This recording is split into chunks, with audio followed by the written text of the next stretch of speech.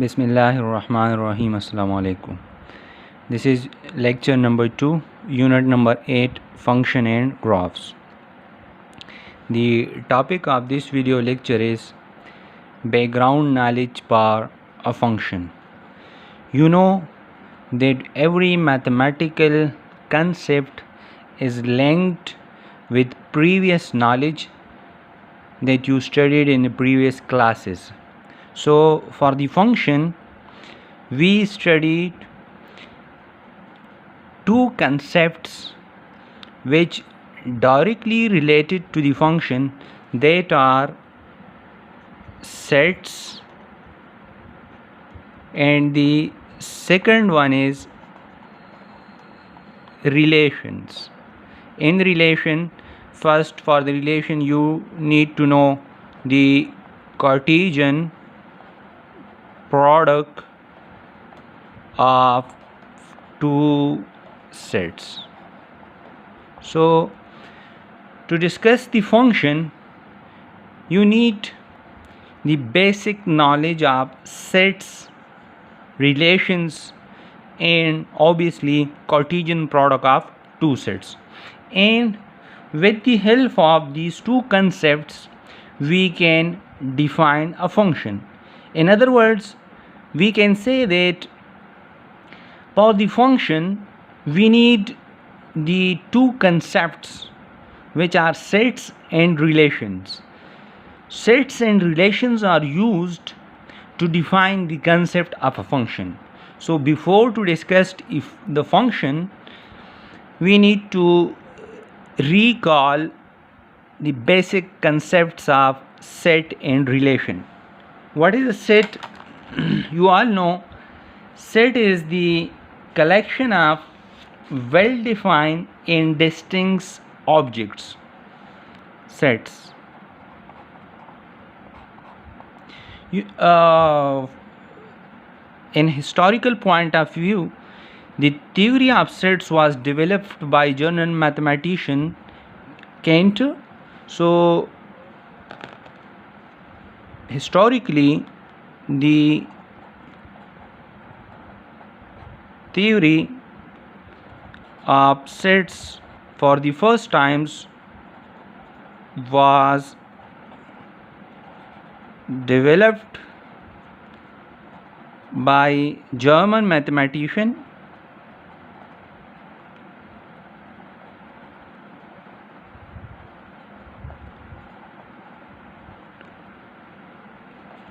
Georg Cantor.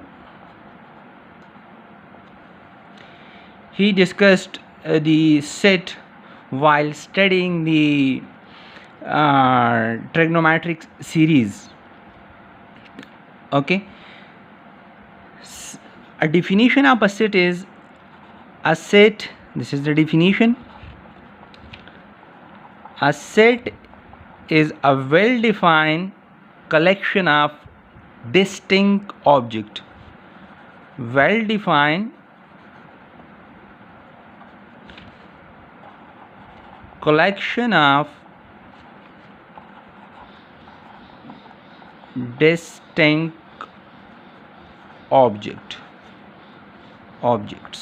Okay, if some collection is given and you need to check that this collection is a set or not, so first of all you will see that the objects must be distinct and all the objects must be well defined. For example, if I consider set of natural numbers, so set of natural numbers contain 1, 2, 3 and so on, which are also known as counting numbers.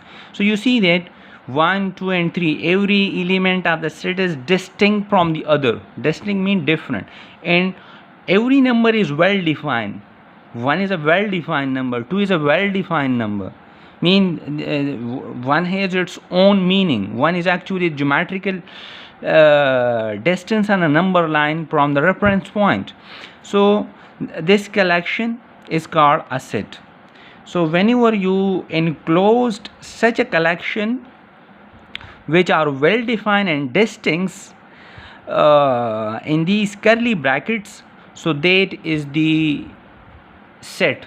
Usually we denote set by capital letters, so the set of natural number is denoted by capital N.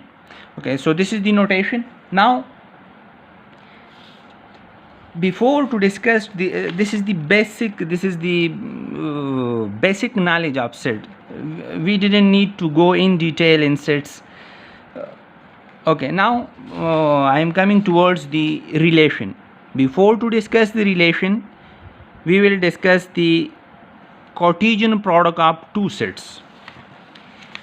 Okay, now keep in mind that we are actually interested in the concept of a function, so that's why I briefly revised the set and now coming over the relation. But for the relation, first of all I will explain the Cartesian product of two sets. Cartesian product of two sets. Let us consider two sets. Let's say set A contains two colors. Let's say this is set A, and in which we have a red color and there is a blue color. And set B is, let's say, contain B, sorry, okay, yes, okay. Now set B contain B,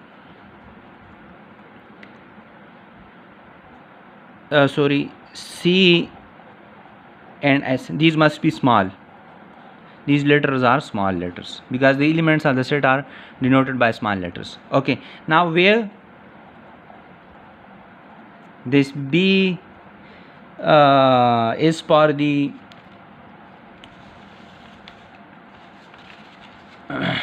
B is for the bag. Let's say these are the particular representations. So B is for bag. Now C is for the coat and S is the notation for the shirt. Okay, now the first question arises that how many pairs of color objects can be made from these two sets. So how many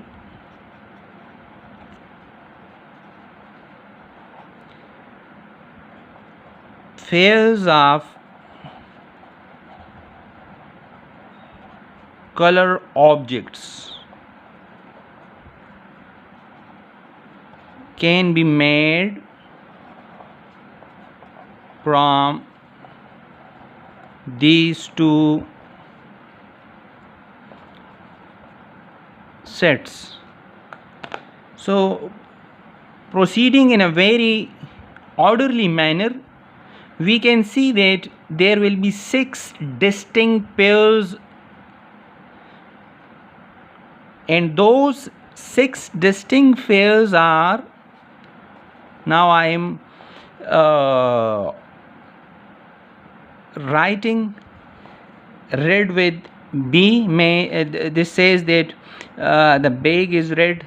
You can also red with C, coat is red, red with S, the shirt is red, and then blue B, blue C, B for the bag and C for the coat, and B blue S for the shirt.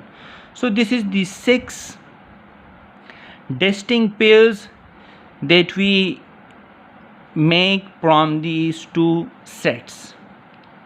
Okay, these pairs are actually in ordered phase. Red is associated with B, red is associated with C, red is associated with S, and similarly blue is associated with B, C and S respectively. So you see that this is the 6 distinct pairs which represent the color objects of these two sets.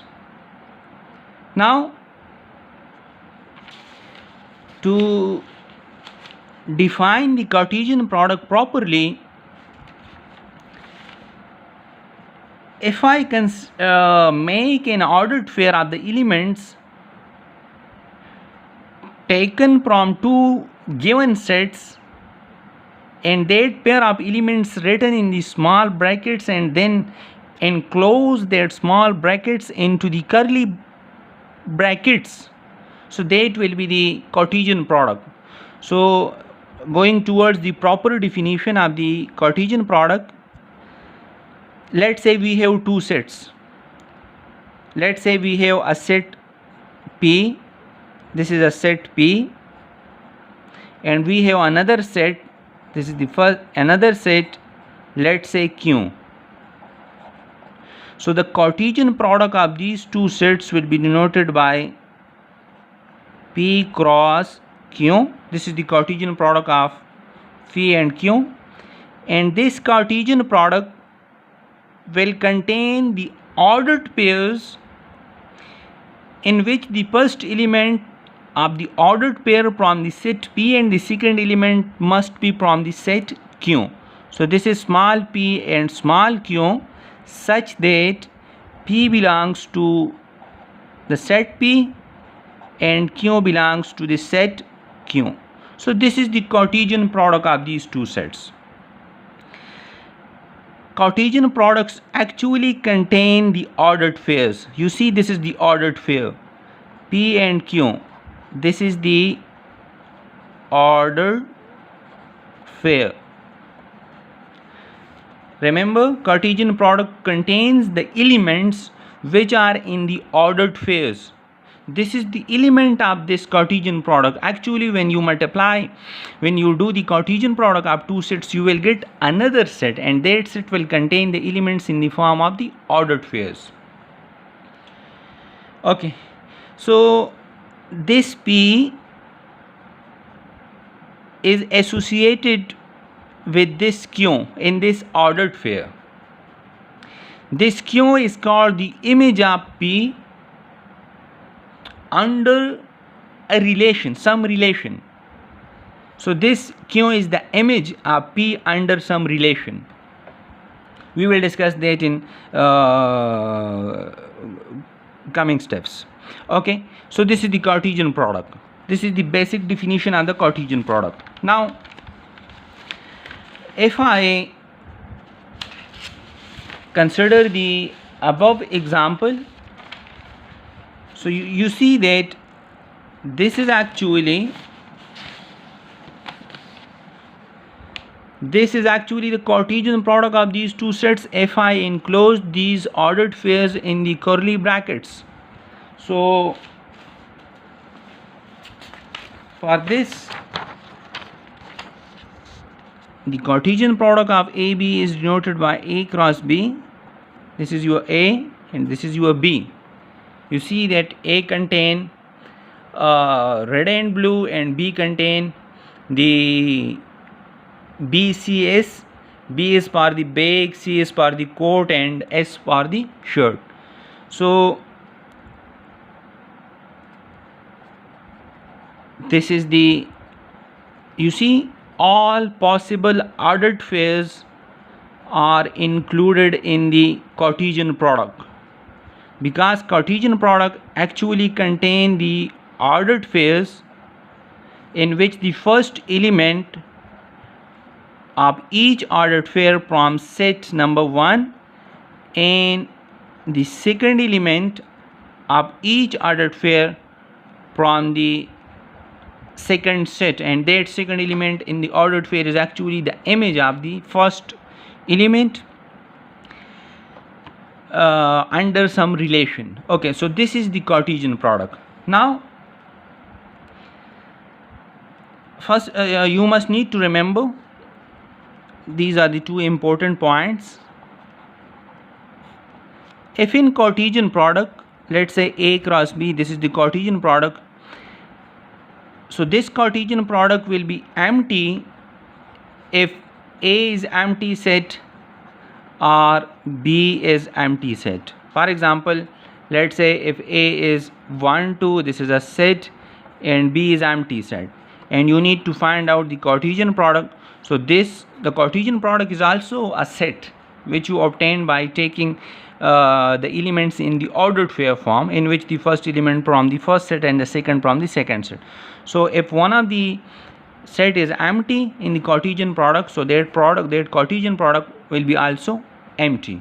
This is the first remarks you need to remember for the eta. And the second one is, let's say the number of the elements in set A is, let's say, 2, and the number of the elements in set B is, let's say, 3.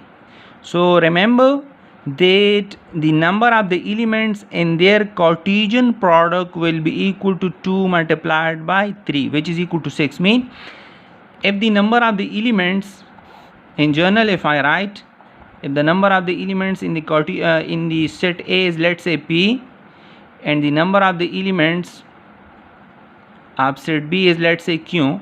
So if you need to find out their Cartesian product, so Cartesian product will contain elements which must be in ordered pair forms. So in the Cartesian product, the number of the ordered pairs which are actually the elements of that Cartesian product of a set will be P multiplied by Q. You clearly see that there are 2 elements and there are 3. So the number of the elements here 2 and the number of the elements here is 3. So there must be 6 elements in the Cartesian product, mean there must be 6 ordered pairs, and you see that 1, 2, 3, 4, 5, 6. So this is the Cartesian product. Now if I take another example, let's say set A is contain 1, 2, 3, and set B, let's say, contain 4, 5. And now the Cartesian product will contain the elements which must be 6, or all in the ordered pair form: 1, 4, 1, 5, 2, 4, 2, 5, 3, 4, 3, 5. Okay, you see that 1, 2, 3, 4, 5, 6, there are 6 elements, and each element must be in the ordered pair form because this is the Cartesian product of the 2 sets. Okay, you need to remember this point. Note, this is an important point, that the order in which these elements are paired, you see that 1 is paired with 4, 1 is paired with 5, 2 is paired with 4, and so on. So the order in which these elements are paired is so crucial. For example, this is 1, 4 ordered pair.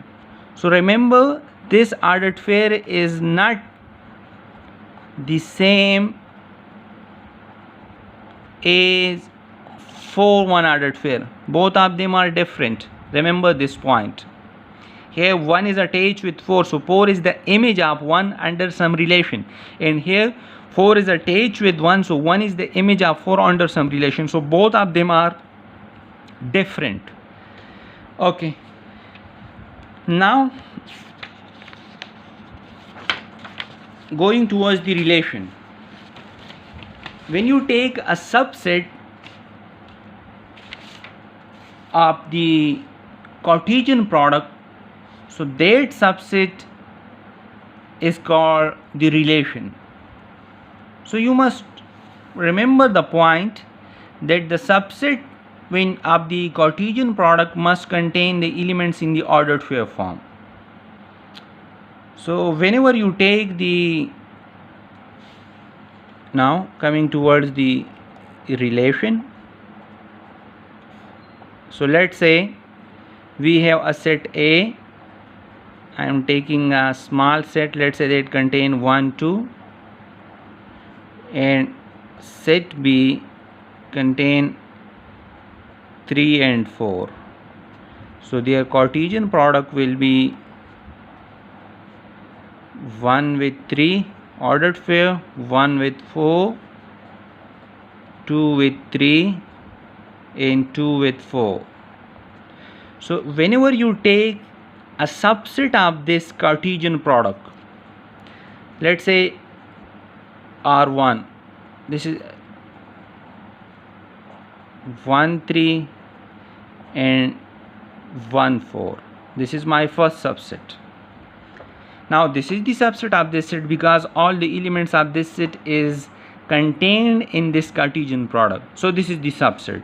This R1 is a proper subset of the Cartesian product AB. This is the mathematical way to write that R1 is the subset of Cartesian product AB. Now this is called relation. So remember, the subset of the Cartesian product is called relation. This is the simple definition of the relation. A subset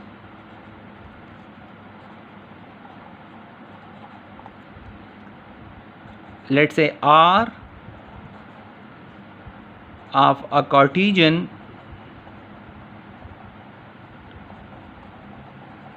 product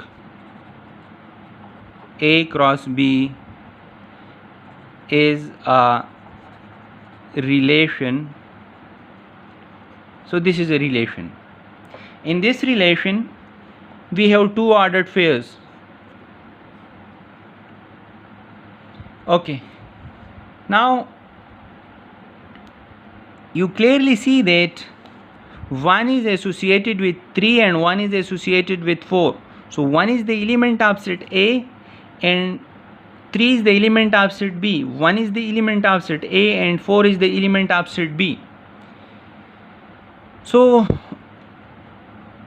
you actually connect or join or pair the element of set A with the elements of set B in a Cartesian product. So in a diagrammatic form you may write, let's say this is set A and this is your set B, and there is some mapping. There is some mapping between these two.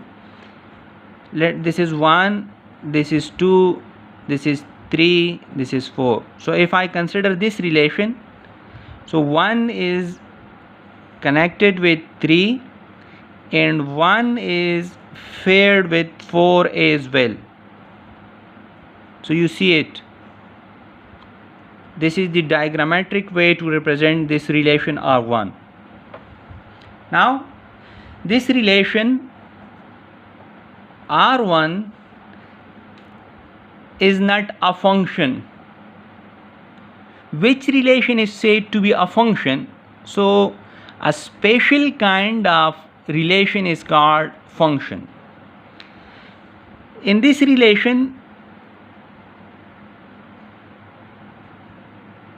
1 and 3, actually 1 is associated with 3 and 1 is associated with 4. So actually 1 has two images. This 3 is also, 3 is the image of, 3 is the image of 1 under R1, under relation 1, and 4 is also the image of 1 under R1. So 1 has two images, mean 1 is associated with two outputs. If you think that, let's say R1, this relation is my machine, and let's say this is your machine, and you plug, this is your input, you know the previous definition, and this is your output. So in this input, when you put 1, the machine gives you 3, and when you put another time 1, the machine gives you 4. So this is not a function, you know, for each input you must have a unique output. So this relation is not a function. which relation is said to be a function. So now target is that which relation is said to be a function. Okay, I am defining that in journal. Let's say I am considering another subset R2. This is 1 3 and this is 2 3.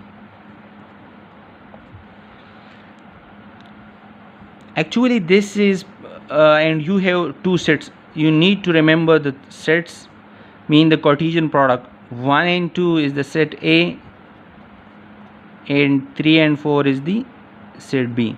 So diagrammatically this is your set A, this is your set B, and the relation is now R2.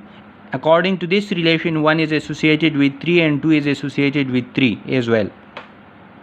Okay, set A contain 2 elements and set B also contain 2 elements. So this R2 is actually like a machine. When you plug a 1, so this 1 in this R2, so this R2 machine is actually associate this one with 3 in the ordered pair form. You clearly see it here. And when you plug 2 in this machine, so this machine which is R2 a relation actually make a pair of 2 with 3 as well. So you see this machine R2 which is a relation mean a subset of the Cartesian product. When you, this is your input, when you plug 1 you will get 3 as output, and when you plug 2 as an input in this machine you get 3 as output. So you know, you people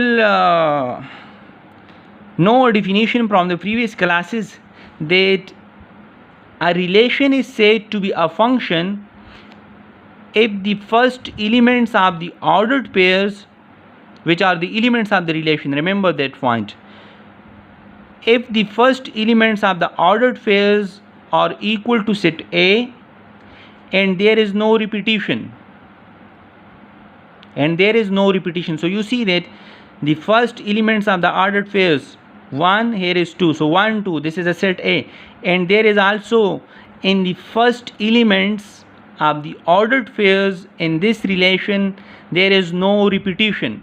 So according to that definition you say that this R2 is a function.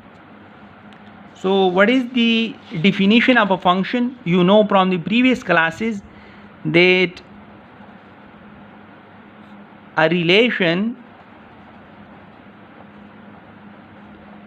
is said to be a function if it satisfies the following two conditions. The first elements of ordered pairs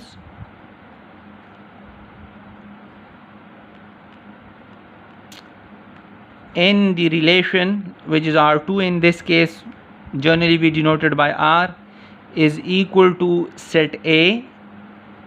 When you write that in the curly brackets, 1 and 2 write in the curly, so that becomes set A, and there is no repetition in the first element, no repetition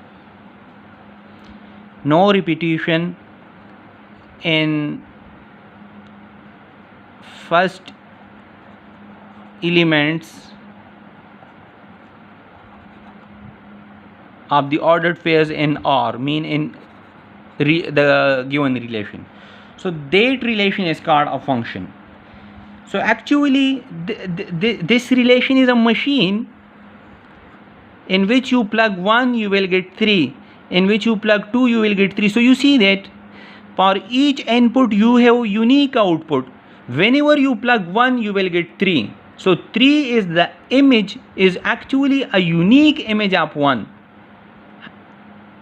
Mate, if you plug 1 10,000 times in this machine, you will always get 3. So for this input, 3 is the unique output, and that unique output is called the image. So for each input you have unique image under this relation, and you see that whenever you plug this 2 as an input, so you will get 3. So this is also unique image of 2 under the relation R2, because if you plug 20,000 times 2 in this relation, you will get 3. So 3 is unique in that sense. So that's why this relation is a function, because for each input you have a unique output. For this input your output is 3, unique. For this input your output is also 3, but this is also unique, because unique in the sense when you plug 2 as many times as possible, so you will get always 3. It will be not the case that you will plug 2 and you will get something else. You will always get 3. So in that sense we say that 3 is also unique image for 2 under the relation R2, and 3 is also the unique image of 1 under this relation. So whenever for if a relation is a such machine, is such a rule in which for each input we have unique output. So this is the definition of a function that we know from the previous video lecture. So actually this definition that you know from the class 9th and 10th, and the definition that we discussed in the previous video lecture, that is a function is a machine or a rule in which for each input we have a unique output. Both have the same meaning, both have the same structure is also. You see here in ordered fair form is actually this is your input and this is your output. So for this input you get this 3 as a output, which is the image of 1 under R2, and this 3 is the image of 2 under this relation R2. So whenever for each input the outputs are unique, so that relation is called a function. So this relation is a function. Now there are types of functions. Okay, types of functions. So this is the definition of a function. You now see that how the function is related to the relation, and then the relation is come from the Cartesian product, and actually in Cartesian product we have sets. So you clearly see that there is a link between the relation, Cartesian product, set, and obviously a function. So for the function you need to know about the Cartesian product, relation, and set. So that's why I revised these concepts. Now, so this relation is a function. You clearly see that for each input we have unique output, but you see it here, sorry. Okay, the domain elements must be core. In other words, now in the low classes you say that the first elements of the ordered pair make the set A, and in higher classes we say that the set A must be core. This set A is called the domain, and this set B is called codomain, and the element which you get by putting the domain elements in the machine which is your function and get the output. So those outputs, now in this case you see that the only 3 is my output. So this 3 is range. These are the inputs. You see that we put 1 and 2. So these input is the code is the domain, and all the set B is called codomain. So remember this point.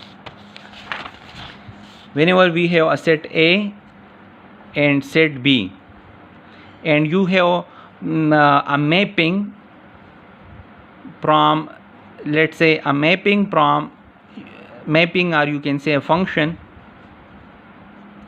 from set A to set B. So this is your set A and this is your set B. So the elements of the set A, let's say A1, A2, A3. So these elements is actually the domain of this function. This set A which contain A1, A2, A3. This is called the domain. mean these elements are your inputs, so inputs are called domains, sorry. And let's say this is B1, this is B2, this is B3.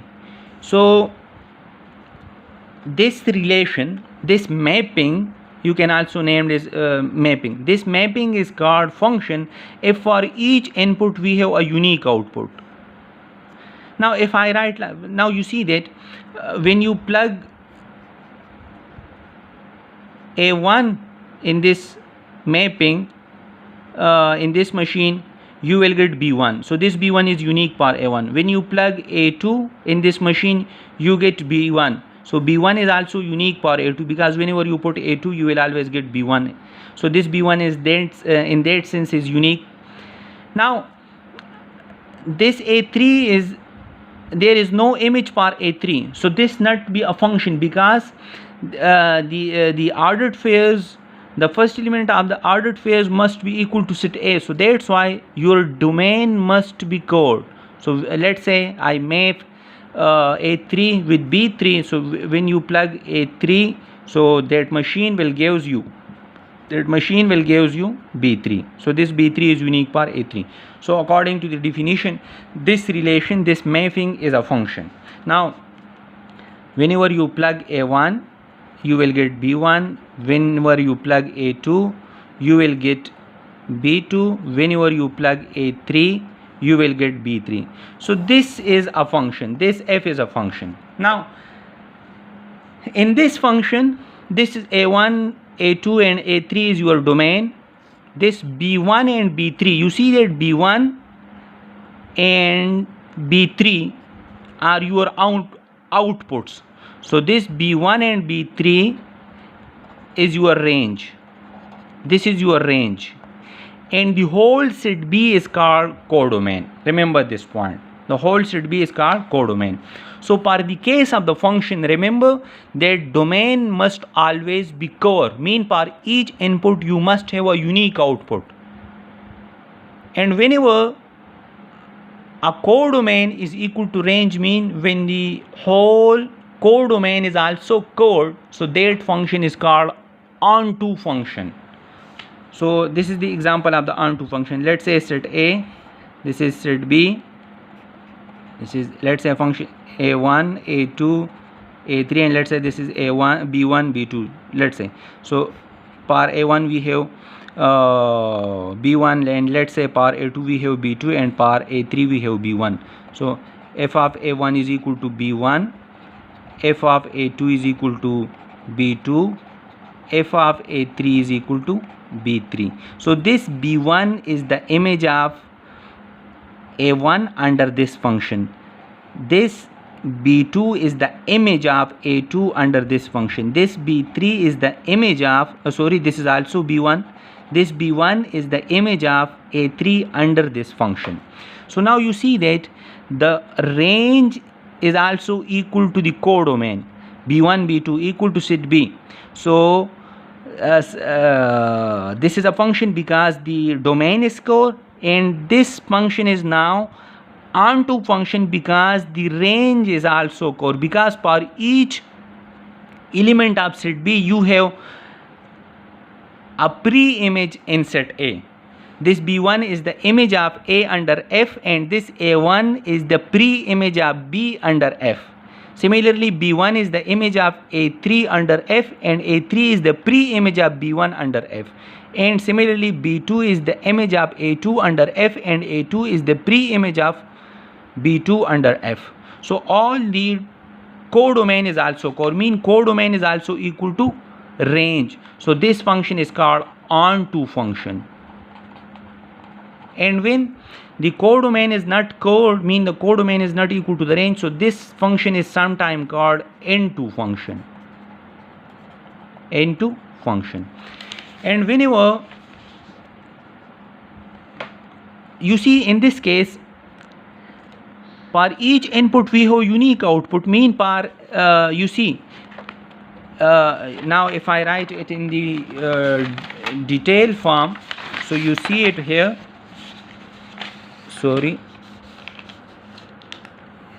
Now in this case you see this B1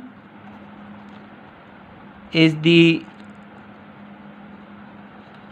image of A1 under the mapping or the function f. B2 is the image of A2 under f, and B1 is also the image of A3 under f. Now this A1 is called pre-image, this B1 is called image, mean the elements of the set B which you get by putting the element of set A in the function, so are called range, so they are called the images. So B1 is the image of A1 under f, so this A1 is called pre-image. A1 is called pre-image of B1 under f. Now A3 is also the pre-image of B1, and A2 is the pre-image of B2. So you see that B1, for the B1 we have two pre-images.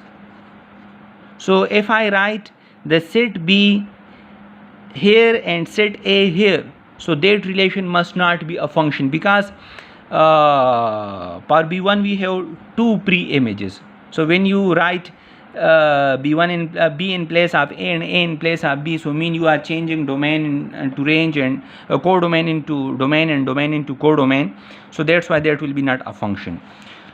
But all the range is called codomain is called, so that's why this is onto function. Now if I take another example,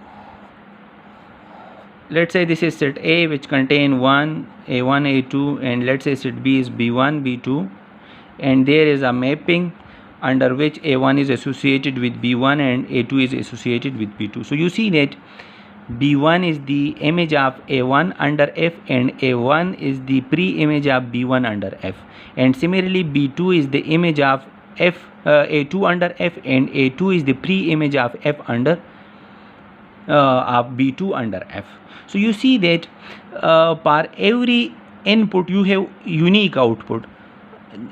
You see B1 is the unique image of A1, B2 is the unique image of A2, so this is necessary for the definition of the function.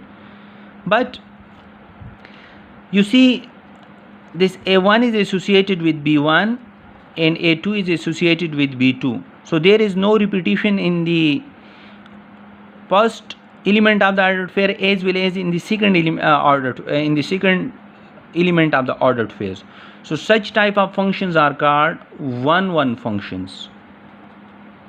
1-1 function. If I write here B3, so this is also 1-1 function, because for B3 you didn't have a pre-image in A, but for every domain element you have a unique image, and for every image you have a unique pre-image, so that is a 1-1 function. But now this is not a 1-1 correspondence. If every